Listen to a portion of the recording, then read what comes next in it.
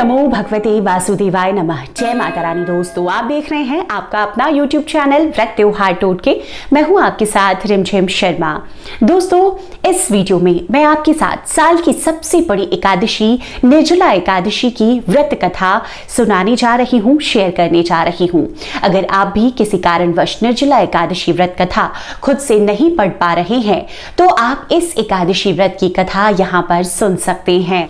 दोस्तों, साल की सबसे बड़ी एकादशी व्रत कथा को सुनने मात्र से सहस्त्र गोदान का फल मिलता है और मोक्ष के द्वार आपके लिए भी खुल जाते हैं। तो चलिए निर्जला एकादशी व्रत कथा पढ़ते हैं। तो अब मैं आपको निर्जला एकादशी व्रत की कथा सुनाती हूँ।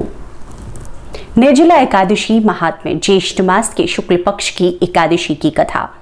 श्री भीमसेन बोले, हे पितामह, भ्राता युधिष्ठिर, माता कुंती, द्रौपदी, अर्जुन, नकुल और सहदेव आदि एकादशी के दिन व्रत करते हैं और मुझसे एकादशी के दिन अन्न खाने को मना करते हैं।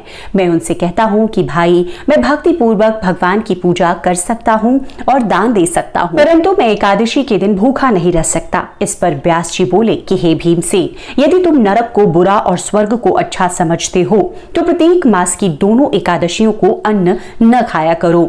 इस पर भीमसेन बोले, हे पितामह, आपसे प्रथम कह चुका हूं कि मैं एक दिन एक समय भी भोजन किए बिना नहीं रह सकता। फिर मेरे लिए पूरे दिन का उपवास करना तो कठिन है। मेरे पेट में अग्नि का वास है, जो अधिक अन्न खाने पर शांति होती है। यदि मैं प्रयत्न करूं तो वर्ष में एक व्रत अवश्य कर सकता हूं। यदि आप मुझे कोई ऐसा एक व्रत बतलाइए जिससे मुझे स्वर्ग की प्राप्ति हो सके। श्री व्यास जी बोले कि हे वायुपुत्र, बड़े बड़े ऋषि और महर्षियों ने बहुत से शास्त्र आदि बनाए हैं। यदि कलयुग में मनुष्य उन पर आचरण करे तो अवश्य ही मुक्ति को प्राप्त होता है। उनमें धन बहुत कम खर्च होता है।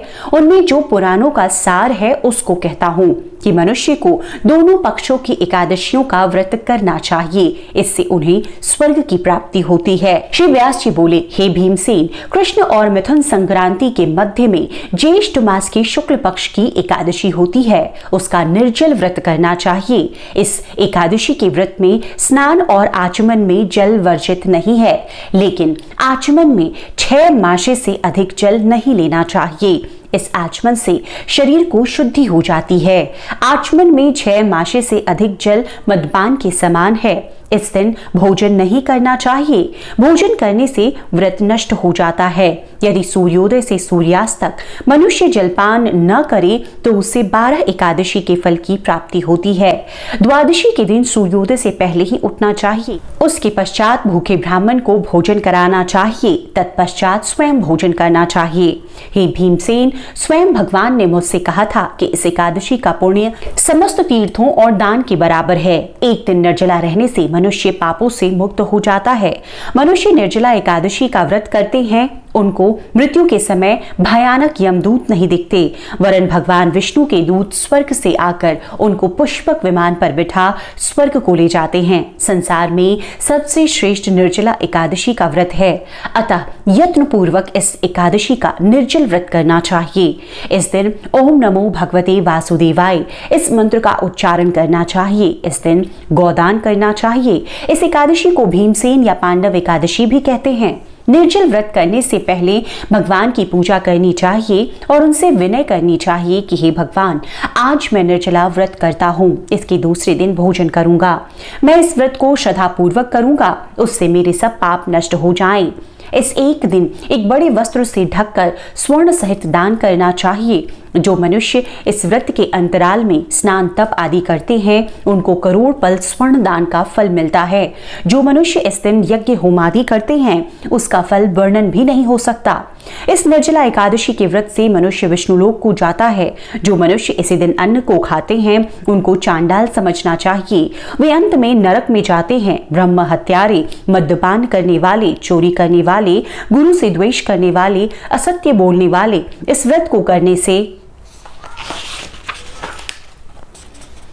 इस व्रत को करने से स्वर्ग को जाते हैं। हे कुंती, जो पुरुष या स्त्री इस व्रत को श्रद्धा पूर्वक करते हैं उनको निम्नलिखित कर्तव्य है। उन्हें सर्वप्रथम विष्णु भगवान की पूजा करनी चाहिए, तत्पश्चात गोदान करना चाहिए। उस दिन ब्राह्मणों को दक्षिणा, मिष्टान आदि देना चाहिए। निर्जला के दिन अन्न, वस्त्र, छत्र, उपाहन आदि का दान करना चाहिए।